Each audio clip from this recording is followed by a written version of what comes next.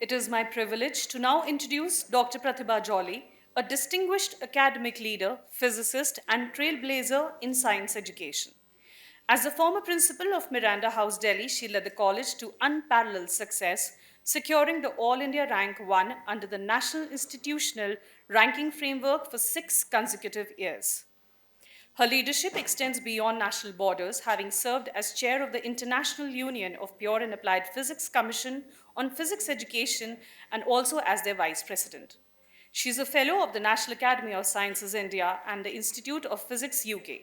She is the recipient of Nasi Booty Foundation Lecture Award, OSED grants as Australian Leadership Fellow, Fulbright New Century School Scholar Award, American Physical Society Kilambi Ramatavaran Fellowship, Commonwealth Academic Staff Fellowship, to name just a few. Please welcome Dr. Pratibha Jolly. Good morning. It's such a pleasure to be here. Thank you, Dr. Tripathi. I'm still not clear why I'm speaking to this August gathering. And, I just had a ringside view. And many of these phraseologies and terminologies, are heartfelt. But I still have huge challenges to go with it. So while you asked me to make a PowerPoint, but I do think that this is a time really to tell a story. And so let me take you back to very many years ago. And Dr. Mani, you did not tell the right thing. At breakfast, you said that you are a dinosaur. I said I always introduce myself as from Jurassic ages. So that term is what I want to keep for myself. You are a pioneer. And that said, we've really enjoyed the other sessions. And so bear with me because I'm an academic. And I just hope that I tune the talk as we go along. So very many years ago, and waiting at the bus stop loaded with a lot of books, just about finishing PhD or maybe early into the job, you had to wait for 1 hour or more to catch a bus, and it would be very, very crowded. And I got in, and there were these seats reserved for ladies. And there was this well-built, handsome man sitting on one of them, and I had a long 1 hour journey to get home. So I said, "Lady, seat, please." And immediately, the gentleman got up, and out came a cane, and then I was so embarrassed, and I said, "Sir, please continue to sit." He gently touched my shoulder, pushed me down on the seat. And for 1 whole hour, he stood while I sat. And let me tell you, I have never, ever in my life felt more disabled. And, that was last century. And things have changed, but they never do change. You go back the whole circle. And I don't think I really encountered disability in any particular form, except that I personally sometimes think I'm socially autistic. I have a public persona, but much rather go back to my reflective quietude, and I'd be very happy with that. So I actually quit Miranda House, where I had a teaching job because it was too algorithmic and cookbookish, and set up a parallel, non-formal science education, innovation, project-based, active learning scenario where the best students came and worked on projects. And suddenly I was pulled out of my research lab and said, go back, nudged to apply to be the principal and go back to alma mater. And you never say no to a leader because then you lose your right to criticize. So here I was, 2005, and I had a job to do. It was a legacy institution that had gone down quite a bit. 2 minutes into my office, in walked Manju Kapoor Dalmia, an English faculty, renowned author, and she came in, and we stood, as I did very often, at the threshold of the office, at the gate, leaning against the door, rather. And we had a quick chat. She was a friend. She said, "Dr. Jolly, I gave 1 lakh to set up a fellowship. Nothing has been done. Now that you're here, this is a task you have to do." And so I said, "Okay, so who would you like to give it to?" She said, "To the blind, the poor things." Now, at that point, a lot of politically correct nomenclatures were coming in. If you read laterally, so my mind went into, do you say visually challenged? Do you say person with disability, impairment? Or what is the term? And then, however, my gut instinctive feeling made me say, you are a dalmia. Of course, I'll set up your scholarship, but you can do far better. Give me a substantial amount. I will set up a digital resource center. In 2005, technology uses for inclusive purposes or for these were rare. Said, you give me that and I'll put in a matching grant and we'll set it up. So my first executive decision was taken then and there to set up this center. She did give the money. We set up the scholarship. And now that the money was there, how do we go about it? So I heard that the university library, the parent institution, was doing a lot of work on scanning and digitizing material. So I called the librarian, Dr. Mojumdar, and he said, all right, so I'm going to come and we're going to have a discussion. Why don't you also call Dr. Vinod Sena, who's a professor at English department? So I said, sure. And so Manju and I invited the two of them, and in walked Vinod Sena, visually challenged professor, and my heart sank. I thought, was it this person? Homiyar, it could have been you. It could have been Vinod Sena, the guy who gave me the seat many, many years, decades back, and I felt so very disabled. He walked in cheerfully and found his place on the sofa, and he said, you have a lively, beautiful room. There's so much of sunshine. Later, his daughter told me that he could not see, but he had something instinctive, and he said, well, you have a beautiful room. And he walked in with perfect capability, and we had a lovely conversation. And so this was my first executive work that was laid out. We had the first community lunch with the 40 plus visually challenge. So forgive me, I'm going to use these words and almost in any which way. And we talked to them. So what is it that you want? And they were full of angst about lack of resources, access to resources, and so on and so forth. So that, friends, was the start of my initiation and some form of sensitivity that you have. And let me tell you that as we worked in institutions, so how do you go about things?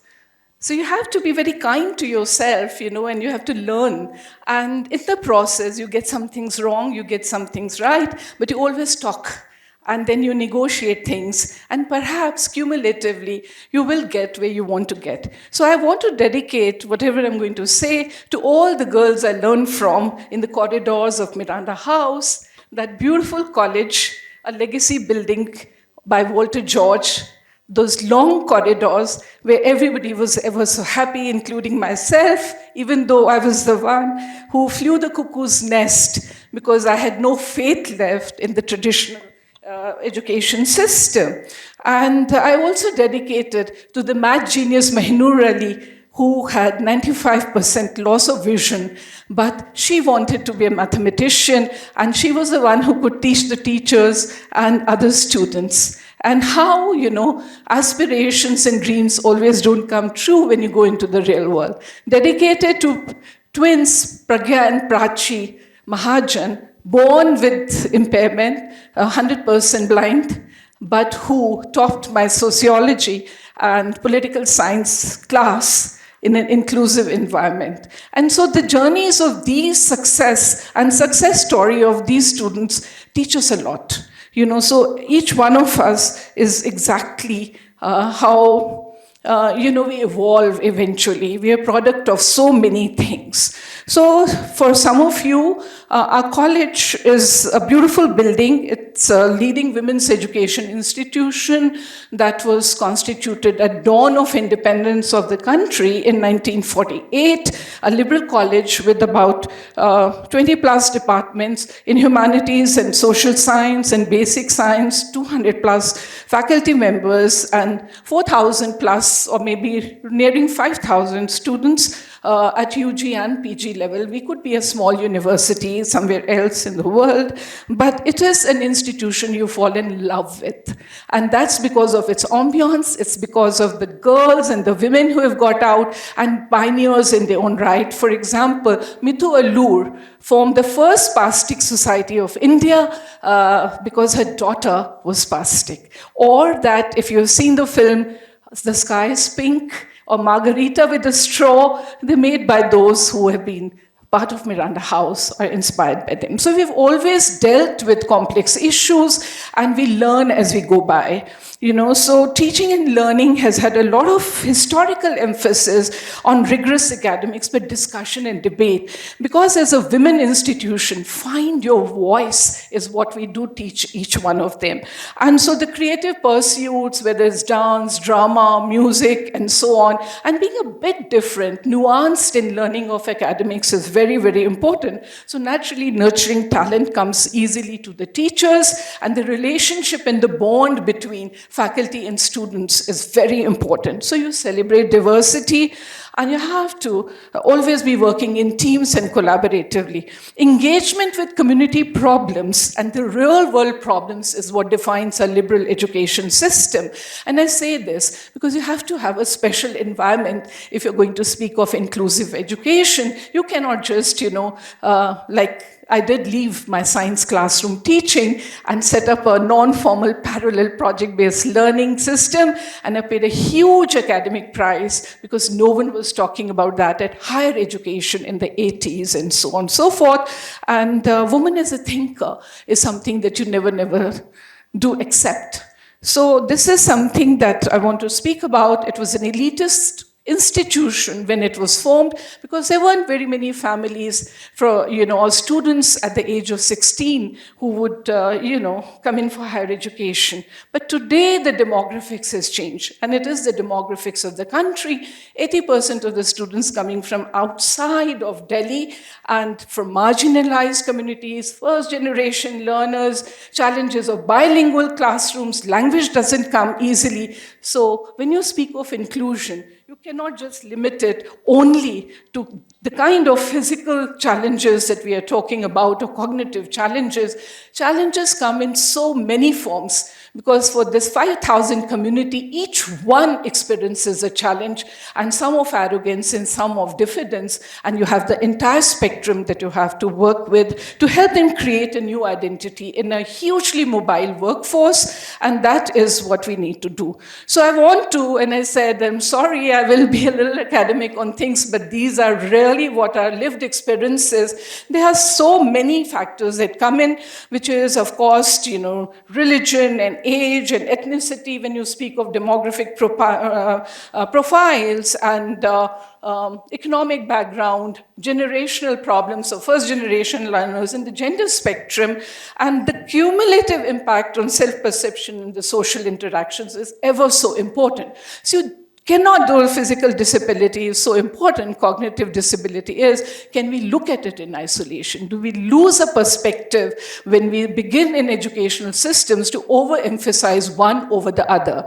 So after my superannuation, government wanted me to work in mission mode and on something for women in science, which is a rarity. And so gender is what, though I'm not a gender expert, but then I set up Gati, the Gender Advancement for Transforming Institution Self-Assessment Framework, and brought up a charter with which we joined other international charters.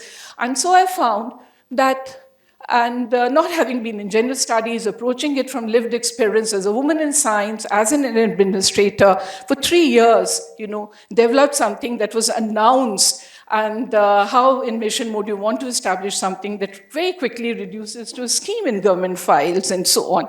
But then I found when I had to prepare for this talk, I could really map 90% of what I had done in gender exactly to what you're talking about, inclusive classrooms and inclusive ecosystems for this thing. So, of course, over the last few years, what has changed is that nation and governments are talking about affirmative action policies with a greater deal of zeal and for compliance. So, we also have social category reservation for economically weaker and benchmark disability going from 3 to 5% now, both for government, for admissions into government institutions as well as for employment.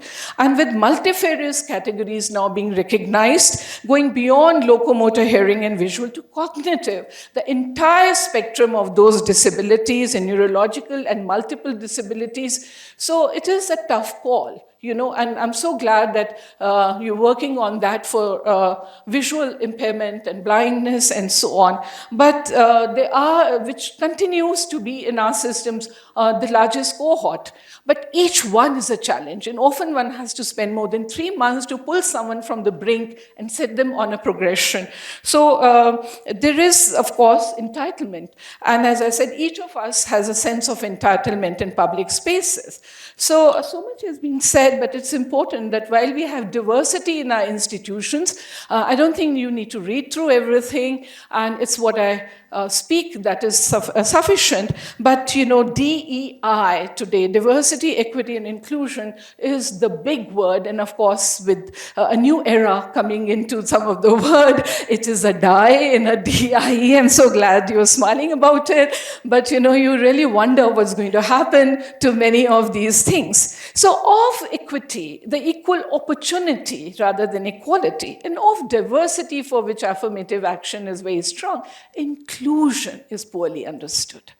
How do you bring a sense of inclusion? So this slide is really about inclusion, which is enabling effective contribution of all, be it gender, but also persons with disability, and enhancing a sense of belonging and value in the work system. Each one of you at some public fora would have experienced that lack of inclusiveness, and of course, disability poses a very, very special challenge. And this challenge is because there's lack of opportunity, there's lack of true integration in any system for any one of us. So I'm not going to romanticize one over the other, because as I said, even I will sometimes feel, social networking of men, and at conferences you are just pushed into a corner, or you have those manners with conferences only with men and not even women being given enough chance. And same way, those aspirational students who were geniuses, who didn't really make it good and find, live their dreams. And being independent, autonomy, freedom, agency, and lack of opportunities for advancement, lack of access to resources, above all, safety and dignity in all social transactions. This is what is a problem. There are systemic barriers, there are impediments, there are micro aspirations where there should be macro aspirations for each one of us, and there is explicit and implicit bias all around. And of course, there's a mental and physical health challenge which is rising for every single student.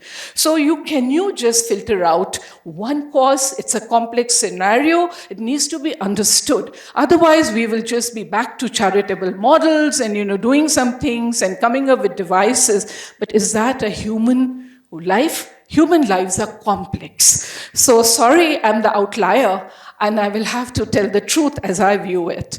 So developing a diversity intelligence is very important. And quality of institution is going to depend on its capacity to create opportunities and valuable experiences for growth of all. You nurture a plant. You have to see it grow and blossom to be a tree. And this is a moral imperative. It's not just about compliance with government and agencies, rules, and so on and so forth. And so meeting this inclusion challenge is very, very important, which is, to summarize, create a sense of identity and belonging, more importantly, a shared vocabulary and a community of practice. Like I said, I'm still at a loss with, should I call it blind or politically correct, impaired or challenged, or person with benchmarked disability, and forgive me, but that is always an issue. And to recognize the resourcefulness of all individuals, including the socially disadvantaged, because multifarious problems come, and cultivating environments where all can flourish, and nurturing the talent of all, and above all, having a global perspective and understanding that any workplace, any educational ecosystem, collaborative relationships and effective communication is what impacts quality of life and lived experience, as well as your workplace success. So that is important. And in this crafting a meaningful life, we all face hidden barriers and accumulation of disadvantage, the butterfly effect. One small Problem: early in childhood, not being diagnosed, not getting good mentors, teachers, access to resources, healthcare, education, or psychosocial barriers, or social isolation, ghettoization, superstitions, and so on can lead to lack of confidence, and you spiral down in life. And a small success, like a game of snakes and ladders, chutes and ladders, you have adequate support at the right time, and then you see how a small difference will may have a profound implication, remove barriers, lessen disadvantage, and help you to spiral up as you go up in your life. So hidden barriers and accumulation of disadvantage is true for all marginalized communities. It's also for some of us who are privileged. And I can go back and tell you hundreds of stories that serendipity had a huge role in how I happened to be able to do what I was able to do, and so on. So, of course, from 2006, the Convention on the Rights of Persons with Disability has changed the perspective of national governments the world over. And also in 2014, as we have the Department of Empowerment of Persons with Disabilities talking of a national vision and a national mission for building an inclusive society, all of us have been nudged to comply in government institutions with the mandate that is set for us, and that helps because then you have budgets, you have audits, and in traditional systems, being nudged to do something helps most of the institutions. Very few people will do it just because it has to be done, but that we have to value human resource, especially if you want to move to being a developed ecosystem, then moral imperative, constitutional rights, all this comes into play. It might be rhetoric, but it is very much on the front burner. The issues have been flagged: right to equality, freedom, justice, and dignity. And having said that, the strategies that the government is disseminating in a very big way on rehabilitation measures, support systems and services, a lot has been said about that, but more important, responsiveness, advocacy, and empowerment. And so institutions such as mine, like Miranda, we were very strong on advocacy and empowerment and inclusive ecosystems. But what is important is that today you have to be ranked, then you better get it right. And nothing works like being nudged. And Dr. Mani, you said no one wants to be second. So and I'm a sports person. So when you play to win. And as someone who played state level basketball, I know you play to win, but it's an added advantage that you bring a sensitivity and you bring inherent intuitive understanding, but you can still go wrong, and so on. So it is important to understand that as I had laid out the challenges of inclusiveness, most of us view yet disability is inherent to an individual, while it is the society as is disabled. And I began with that anecdote because I had never felt more disabled when, as a concerned citizen, I just thought, well, it's my entitlement, and here's someone else sitting on it. And so those are biases, and you need to be jolted sometimes to view things very differently. So the attitudes and institutions make all the difference. But the built environment, I'm glad that some pointers have come about it, also matter quite a lot. And the social systems being disabling, not the person. So don't have to fix the person, but have to fix the system is very important. So viewing disability as a social construct, just as we view gender as a social construct, is very important. And for institutions, especially in higher academia, to get that understanding is important. Because we see ourselves as a bridge between the schools and the foundational learning and the workplace. And we have to empower the young men and women who come to us to be successful, craft successful lives in the workplace. And to do that, it is important to be able to understand where the solutions lie, and that we cannot have discrimination and negative stereotyping that leads to cumulative disadvantage. At the same time, we have to fight for workplace isolation, and then the thing that is easiest to do if funding is available, but not always done, is building built environment and putting up the ramps or putting up many things and giving resources, but doesn't always happen, though that is something that can be done. And as Dr. Aneja, this one is a swipe at you and the university, forgive me for it, because we can work in our institutions to do that. We have a clean campus, a green campus, a friendly campus. The moment you step out in the city or the campus, you fall off the pavement, you trip over, stones jutting out. It is so impossible to negotiate even a 100-acre campus, or even, let us say, if I get my 16 acres right, how tough it is. So in a city where there's poor planning and maintenance, so socially we are not a very clean nation. Even if we talk of Swachh Bharat, the challenges are immense, especially for those who have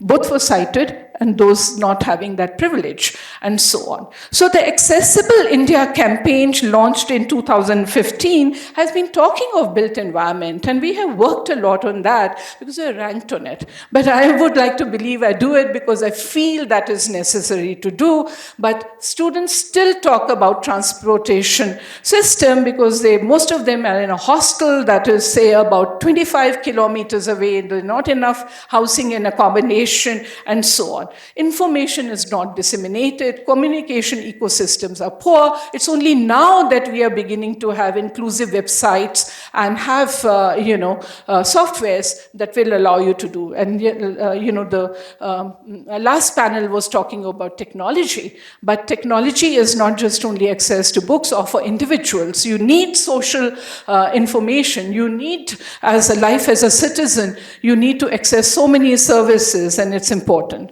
So societal and institutional frameworks are being leveraged better with these campaigns and so on. Much more importantly, we're not talking about integration, the able, disabled, all people together, build spaces being common for all, and also talking of standards and guidelines for various sectors. So this does make a huge difference, and I'm not going to talk about the assistive and adaptive technologies which now are being made available. The last session talked about that. But I do want to talk about the new technologies that are now percolating into the classrooms. And I do think COVID has really accelerated that change. There were so many naysayers in our faculty. This is not going to come. Even if I was, giving, like you issue a book, I had issued way back in 2007 notebooks to all my teachers. But half of them wanted to, protest. Why is money being spent on this? Wait till the government gives.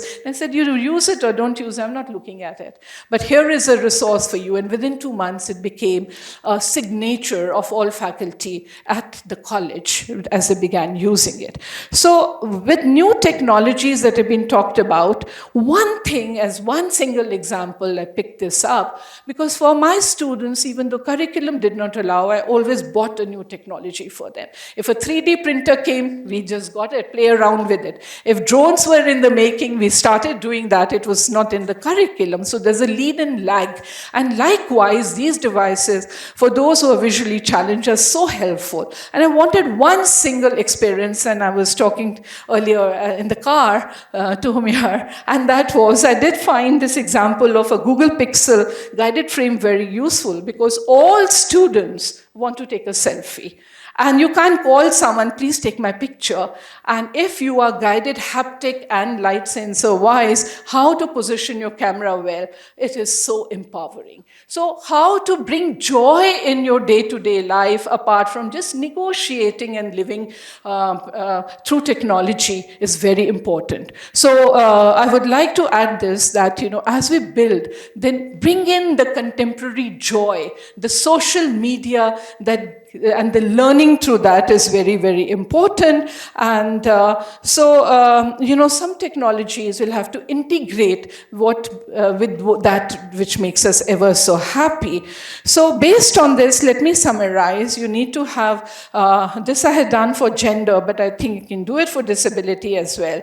Institutional or citizens charter, all being equally capable, nurturing talent of all, equal opportunity, and enabling climate and student culture on which one can speak for hours, how poor the climate and the culture in organizations is, and the importance of freedom, autonomy, and agency, making your own choices, mainstreaming everything through policies and advancement in leadership. Because each one of us wants a progression. We want good jobs, we want a voice, we want representation, and that is important.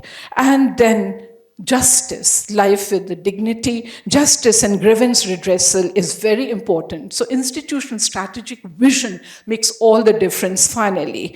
And so talking about the Amba Dalmia Resource Center that I set up in the first executive thing that everyone was so proud of, in addition to what we did with solid waste management for a clean campus and a green campus. Yeah. So, today, however, look at the amount of work I put in to have a technology empowerment of each student, and now everything is on my phone. So all those resources, so life changes very, very fast, and this is how it goes. So we have undertaken a lot of innovations for inclusion, but largely those innovations has been to educate the sighted students, an expensive statement. The visually challenged will run and find my room and come to me, but I may have a QR code that will say, if you scan it, and gradually it will say, principal's room, glass door, 5 steps, move to the right, enter, 3 steps, and you are at her desk. But they will walk in like that. But this technology is an expensive statement for the sighted, that this is here what we are doing, and so on and so forth. Let me say the canvas for institutional mentoring is huge in a liberal education system, and we have used this precisely for those students. We wanted to have inclusive experiences. The extramural is where they really flourish. The beyond the classroom in conferences and seminars is where they find themselves. Unfortunately, they're not able to transfer that in the formal learning. And Dr. Mani, that was the discussion, that success, because we have in an examination system the sameness for all. Whether a fish or an elephant climb the same tree is what we were discussing. But in life, each one of them is a success. And they love to be empowered through this liberal education ecosystem. And so whether it is fresher orientation that takes them to Connaught Place, do all the naughty things with their student friends, and get inducted in clubs and societies, socialize, have a rich social life, that makes a difference in their confidence. And ultimately, that is what enables, rather than technology or any other learning experience. So this bonding is what matters. And then sports, whether it's karate for self-defense and going through a hoop of fire, or breaking a brick and so on and so forth, or kabaddi, or bringing home laurels in intra-college events, conquering mountains such as rock climbing at the Himalayan base camp, these students can do it all. So their experiences are what you give them an opportunity to share in. And I know I'm running out of time, but as a training for the sighted students, because not enough are coming into the sciences, we set up a project because we've done Eureka My Lab for schools, lab anytime, anywhere, lab in a box. We did one for visually challenged, developed accessible labs and resources in hands-on science activities and assistive technology labs. Didn't go very far, but it was a good beginning, and gave the first exposure to STEM disciplines to humanities and social science students to come and actually look at it. And it taught us a lot of what knowledge they were bringing from the school level upwards, and it was interesting. So because we have already talked to Dr. Mani about exam syndromes and challenges in classroom learning and assessment, I'm going to skip that. And I would just like to leave you with the importance of alternate forms forms of assessment and evaluation that's important. And that because I was co-chair for Science, Technology, Innovation Policy, we made a policy recommendation for accessible learning resources, including hands-on activities in lab and developing state-of-art implements for day-to-day needs, but bridging the early education gaps with enriched, personalized, interactive learning pathways now enabled by AI and much more, and having this in mission mode. But with challenging hackathons and e-yantra kind of initiatives, a lot of startups are catalyzing innovation for inclusion, and production is going on. But let me simply say, it's a liberal education ecosystem. It is your responsiveness and your sensitivity that decides success of individuals. And technology can help, but what matters is the human touch. And that is what is important. So each of my students who came in they love for alma mater, and the sense of pride to be in an institution where everyone gains was important, and to be a woman where she would find a strong voice, how tough it was, but that each one of them became a Mirandian. You could not distinguish whether if she was cited or not cited. Thank you so much. Dr. Swarnmay Das to present Dr. Pratibha Jolly with a token of appreciation on behalf of Kadam. Thank you, Dr. Pratibha, for inspiring us with a forward-thinking vision for creating an education system that not only empowers individuals, but also fosters equity and inclusion at its core.